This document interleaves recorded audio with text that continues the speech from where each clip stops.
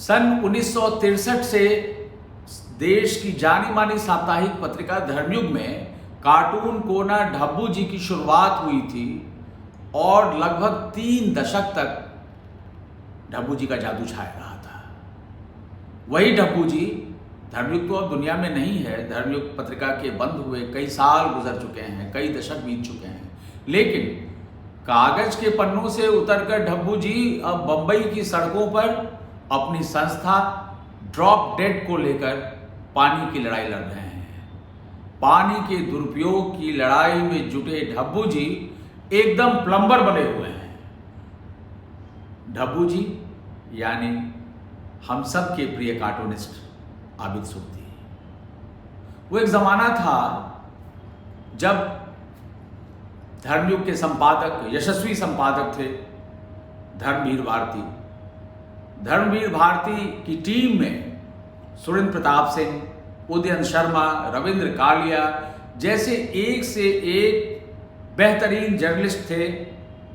और इस सब के बावजूद अगर कोई खास मुलाकाती भारती जी से मिलने आता था और अपनी टीम से जब वे परिचय कराने लगते थे तो सबसे पहले ढब्बू जी से यानी आबिद सुरती से वो आगंतुक की मुलाकात कराते थे और तारुफ ये देते थे कि ये वही हैं जिन्होंने हिंदी पत्रिका धर्मयुग को उर्दू मैगजीन का चरित्र दे दिया है। तो सुनने वाला हैरान हो जाता था, आगंतुक हैरान होता था कि ये भारती जी क्या कह रहे हैं, क्योंकि धर्मयुग हिंदी की एक लीडिंग मैगजीन थी, वीकली मैगजीन थी। और वो भारती जी हंसकर कहते थे कि लेकिन हिंदी मैगजीन होने के बावजूद ये जो आबिद सुरती हैं इन्होंने धर्मयुग को उर्दू मैगजीन की शख्सियत दे दी है। क्योंकि धर्मयुग का जब अंक आता है तो उसका पाठक सबसे पहले पीछे से पढ़ना शुरू करता है, जहां कार्टून कोना ढब्बू जी का स्ट्रिप होता है। दरअसल उर्दू पत्रिकाओं में या उर्दू अखबार के पाठक पीछे से पढ़ना शुरू करते हैं, जबकि हिंदी के पाठक आगे से पत्र पत्रिकाएं पढ़ते हैं। तो भारती जी का मकसद ये होता था कहने का आबिद सुरती का परिचय कराते हुए, क्योंकि वाकई ढब्बू जी का वह कॉलम मैं भी याद करता हूँ अपने बचपन को कि धर्मयुग जब हमारे यहाँ आता था तो सबसे पहले दौड़कर मैं धर्मयुग लेता था अपने पास। और सबसे पहले जब तक मैं कार्टून को ना ढब्बू जी नहीं पढ़ लेता था, माता पिता जी के हाथ में मैं धर्मयुग नहीं जाने देता था। और वो लोग भी वहीं से ढब्बू जी से ही शुरुआत करते थे। बाद में फिर वो धीरे धीरे कहानियाँ, कविताएं, बहुत सुंदर ललित निबंध वगैरह सब पढ़ा करते थे। तो ये जलवा था आबिद सुरती के ढब्बू जी का। ढब्बू जी के प्रेमी सिर्फ हम बच्चे ही नहीं रहे, हमारे दौर के बच्चे ही नहीं रहे, बल्कि आशा भोसले जैसी सिंगर, अटल बिहारी वाजपेयी जैसे राजनेता या रजनीश जैसे दार्शनिक, ये लोग भी बिना ढब्बू जी पढ़े नहीं रहते थे। अटल जी हंसकर कहा करते थे आबिद सुरती से कि आबिद, मैं धर्मयुग सिर्फ तुम्हारी वजह से लेता हूं क्योंकि मुझे इंतजार रहता है कि अगला कारनामा ढब्बू क्या करेगा।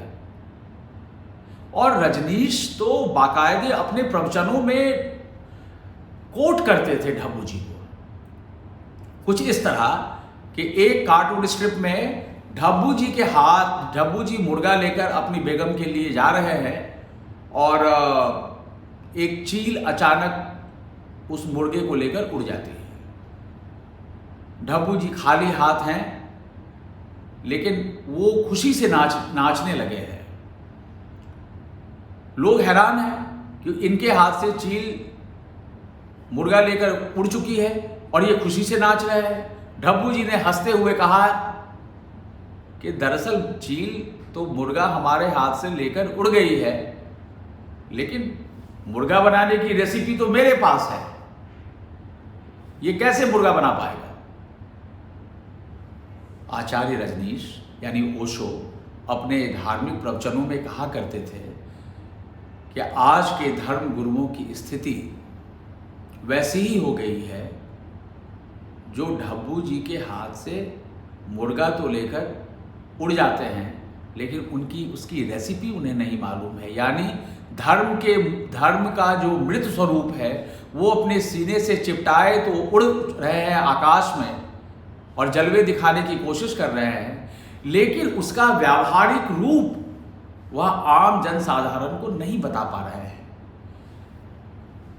आबिद सुरती साहब से हमारी मुलाकात मैं याद करता हूँ वर्ष 2010 में हुई, और उन्होंने मुझे बताया एक लंबे साक्षात्कार में कि ढब्बू जी दो मुद्दों पर इंटरफेयर करते रहे हैं। एक तो आम जनसाधारण के जीवन की विडंबनाओं पर, और दूसरा दार्शनिक स्तर पर। आबिद सुरती बाद के दिनों में ड्रॉप डेड नामक संस्था बनाकर काम करने लगे बंबई में, और उन्होंने कई किस्म के चरित्र ढब्बू जी के अलावा भी गढ़े। हालांकि कार्टून कोना ढब्बू जी में अपनी हुनरबाजी आबिद सुरती लगभग 3 दशकों तक दिखाते रहे, और यह रिकॉर्ड है कि हिंदी में कोई कार्टून स्तंभ इतनी सुदीर्घ अवधि तक नहीं चला था। इसलिए धर्मयुग को बंद हुए अरसा हो गया, पर काले लबादे और अंडाकार चेहरे वाले ढब्बू जी की याद सबके जहन में आज भी ताज़ा है। अलबत्ता ढब्बू जी के अलावा आबिद सुरती ने बहादुर, इंस्पेक्टर आज़ाद, इंस्पेक्टर विक्रम और शुजा सरीखे कई दिलचस्प और जाबाज चरित्र गढ़े, लेकिन उनकी पहचान के तौर पर ढब्बू जी बैताल की तरह उनके कंधे पर आज भी लटके हैं। उनका कॉमिक चरित्र बहादुर भी वैसे कम रोमांचक व रोचक नहीं है। आबिद ने उसे एक ऐसे दस्यु पुत्र के रूप में रेखांकित किया है जो अपनी तीव्र बुद्धि और प्रखर शक्ति से दस्यु प्रभावित गांवों के लोगों को आत्मरक्षा की तरकीबें बता बताकर उनकी जिंदगी बदल डालता है। काफ़ी दिनों से उस पर एक फिल्म बनने की बात भी चल रही थी। बाद में ढब्बू जी हिंदी और गुजराती मासिक आहा जिंदगी के जरिए पाठकों में महीने में एक बार मिलते रहे, लेकिन उनका आभा मंडल कुछ इतना प्रगाढ़ है कि आबिद सुरती का गंभीर कलाकार और लेखन पक्ष उनके भारी काले लबादे से बाहर निकल ही नहीं पाता। इसलिए आबिद सुरती को जहां अपने ढब्बू जी से बेइंतहा प्यार है तो झल्लाहट भी, पर सुरती इस काले लबादे वाले के सामने हथियार डालने को मजबूर हैं। उनके दोस्त अहबाबों से पूछिए तो वे भी मुस्कुराकर बताएंगे कि सुरती का सारा आबिदनामा ढब्बू जी के लबादे में पैवस्त है। आबिद सुरती का सफरनामा कम दिलचस्प नहीं है। गुजरात के सूरत शहर के मूल निवासी आबिद भाई के इर्द गिर्द बचपन से जो माहौल था उसमें मुमकिन था कि वे कोई दुर्दांत डॉन बन जाते, क्योंकि बचपन में अपने माता पिता के संग बम्बई के जिस सर्वाधिक अभावग्रस्त डोंगरी इलाके में वे पले बढ़े थे वह इलाका हाजी मस्तान, करीम लाला और वगैरह दिग्गज डॉन का था, जहां से बाद के दिनों में दाऊद इब्राहिम का भी उदय हुआ। पर आबिद सुरती के भीतर कुल बुलाते ढब्बू जी इस डॉन बहुल इलाके में हस्तक्षेप करने को कूद पड़े, और यही वजह हुई कि आबिद को कार्टूनिस्ट बनने की नियति मुस्कुराते हुए कबूलनी पड़ी। दरअसल बचपन से आबिद ने अपने माता पिता की जद्दोजहद देखी थी कि किन किन मुश्किलों से जूझते हुए उनके अब्बा गुलाम हुसैन और अम्मी सकीना भी ने परिवार की गाड़ी खींची। पिता सूरत में पहले अच्छा खासा व्यवसाय करते थे। खुद आबिद के शब्दों में, हमारा परिवार सूरत शहर का अंबानी था, पर स्वाधीनता संग्राम के उथल पुथल भरे उस दौर में कारोबारों में भारी गिरावट आई। अचानक ज़बरदस्त बिजनेस क्रैश हुआ। आबिद के पिता भी इसके शिकार हुए और दिवालिया होने की नौबत आ गई। कर्जा चुकता करते करते अपनी बीवी बच्चों के संग उन्हें फुटपाथ पर आ जाना पड़ा। गर्दिश के इसी दौर में अपने परिवार को 2 जून की रोटी मुहैया कराने के लिए गुलाम हुसैन ने कुछ समय तक चाय की दुकान भी चलाई। फिर वर्ष 1941-42 के दिनों में अपने परिवार को लेकर नए भविष्य की तलाश में गुलाम हुसैन मुंबई आ गए। 1942 का मूवमेंट तब मुंबई में चरम पर था। जिंदगी वहाँ भी आसान न थी। आबिद उस वक्त को आज भी जब याद करते हैं तो उनकी आवाज़ भीगने लगती है। ढब्बू जी यानी आबिद सुरती बम्बई में बचपन में जिस इलाके में पले बढ़े वह बम्बई के एक से एक डॉन का इलाका था, लेकिन आबिद को कार्टूनिस्ट बनना था। क्या गजब की बात है, क्या अद्भुत 2 छोर है इस बात के कि बंबई के जिस इलाके में करीम लाला और हाजी मस्तान हुए, वहीं देश का एक बहुत बड़ा कार्टूनिस्ट भी आकार ले रहा था। ये जिंदगी का दो छोर है, ये जिंदगी के दो रंग हैं।